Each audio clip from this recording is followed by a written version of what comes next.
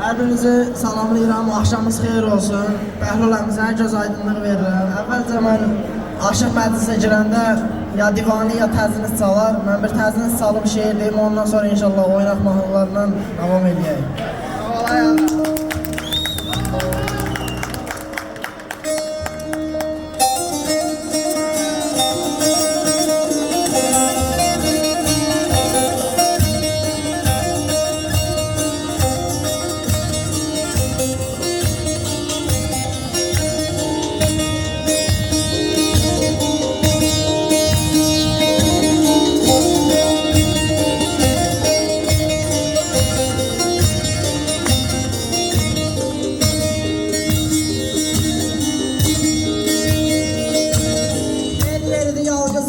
Səhrada tək əslərin çal çatığın çatasa. Hər caylar səni saldı İrağa, həsrət əlin yar əlinə çata.